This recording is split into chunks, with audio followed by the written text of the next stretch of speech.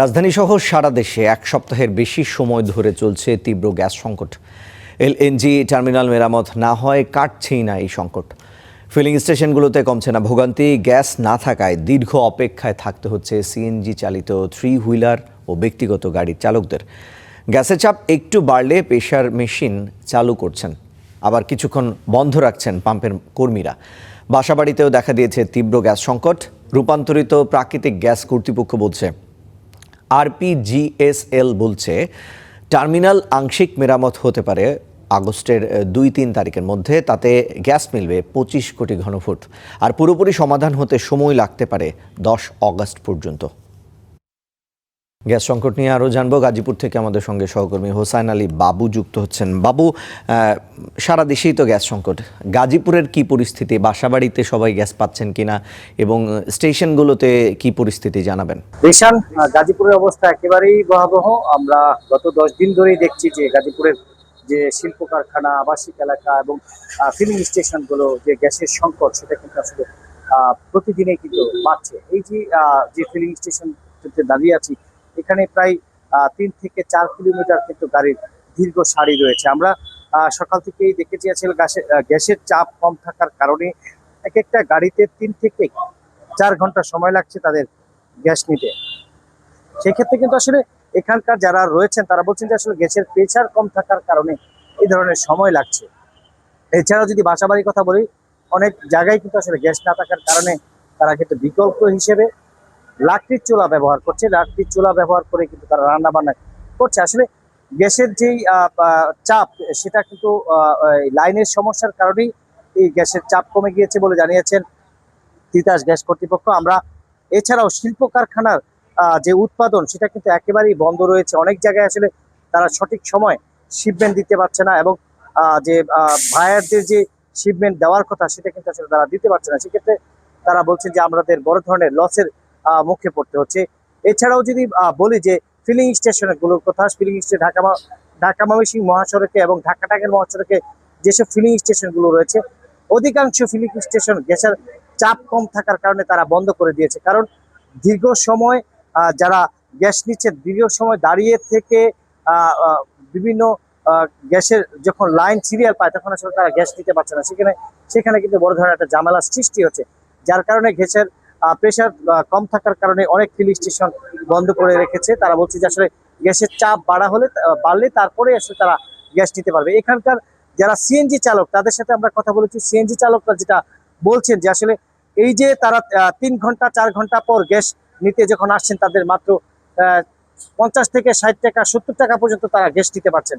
সেটাও তারা 2 থেকে 3 ঘন্টা গাড়ি চালিয়ে পরবর্তীতে আবার এসে তাদের লাইনে দাঁড়াতে হচ্ছে। সেখানেও প্রায় আবার 2 থেকে 3 ঘন্টা তাদের অপেক্ষা করতে হচ্ছে। এই যে তাদের যে ইনকামের মানে আয়টা, সেটা কিন্তু একেবারেই কমে গিয়েছে। অনেকে আসলে সিএনজি ভাড়া নিয়ে চালাচ্ছেন, সেই ভাড়ার যে টাকা, সেটাও কিন্তু তারা দিতে পারছে না। তারা যে সংসার চালাবে কিভাবে, সেই চিন্তায় কিন্তু এই সিএনজি চালকরা কিন্তু করেছেন। সেটাই কিন্তু আমাদেরকে বলছেন। আমরা এখানকার অনেক সিএনজি চালকদের সাথে কথা বলেছি। তারা বলছেন যে রাত 3টা 4টা থেকে এসে আমরা সিরিয়াল দাঁড়াই, তারপরও আসলে সকালে এসে আমরা গ্যাসের সিরিয়াল পাই। সেখানে কিন্তু তারা পর্যাপ্ত পরিমাণ কিন্তু তারা গ্যাস পাচ্ছে না, এই ধরনের অভিযোগ কিন্তু করছেন। এই যে তিতাস কর্তৃপক্ষ, তাদের সাথে আমরা কথা বলেছি। তারা বলছেন যে আসলে অতি নিকটেই কিন্তু এই গ্যাসের যে সমস্যাটা, সেটা সমাধান হবে, কিন্তু এখনো পর্যন্ত কোনো সমাধানের লক্ষ্য দেখা যাচ্ছে না। এই ছিল রিচান আমার কাছে গাজীপুরের গ্যাস সংকটের সর্বশেষ। বাবু, আপনাকে ধন্যবাদ। দর্শক, আমরা জানছিলাম গাজীপুরের গ্যাস সংকটের পরিস্থিতি। এই পর্যায়ে আমরা একটু রাজধানীর গ্যাস সংকট নিয়ে জানতে চাই। তেজগাঁ থেকে আমাদের সঙ্গে যুক্ত হচ্ছেন সহকর্মী মাঝার মাহবুব। মাঝার, এই যে আংশিক একটা যে ত্রুটি রয়েছে, এই আংশিক ত্রুটি সারা হবে 1 আগস্ট থেকে 2 আগস্টের মধ্যে, বা পুরোপুরি সারা হবে 10 আগস্টের মধ্যে। এখন এই সংকট মোকাবেলায় কেমন পরিস্থিতি দেখছেন, কি ভূমিকা দেখছেন সংকট মোকাবেলায় প্রশাসনের? গ্যাসের কোনো ধরনের চাপ না থাকায় এইখানে যে প্রেসার মেশিন, এটা কিন্তু বন্ধ রাখা হচ্ছিল। আজকে বেশ কিছুদিন পর, অন্তত 2 সপ্তাহ পর আমরা দেখতে পাচ্ছি যে তেজগাঁওয়ের এই ফিলিং স্টেশনে গ্যাস সরবরাহ করা হচ্ছে। তবে যদিও এক্সিলারেট এলএনজির যেই এফএসআরইও আছে, টার্মিনাল 2 এলএনজি টার্মিনাল, সেটা আরপিজিএসএল এর পক্ষ থেকে বলা হয়েছিল যে 2 আগস্টের আগে একেবারেই সেটা থেকে কোনো ধরনের গ্যাস মিলবে না। 2 আগস্টের পরে সেখানে 25 কোটি ঘনফুটের মতো গ্যাস মিলতে পারে এবং 8-10 তারিখে গিয়ে ঠেকবে হচ্ছে 450 মিলিয়ন ঘনফুট, অর্থাৎ পুরোপুরি সমস্যা সমাধানে। কিন্তু আসলে আমরা যতটা দেখি যে রাজশাহীর বিভিন্ন ফিলিং স্টেশনগুলোতে তাদের পাইপলাইনের তারতম্যের কারণে কিছু কিছু জায়গাতে গ্যাস পাওয়া যায়।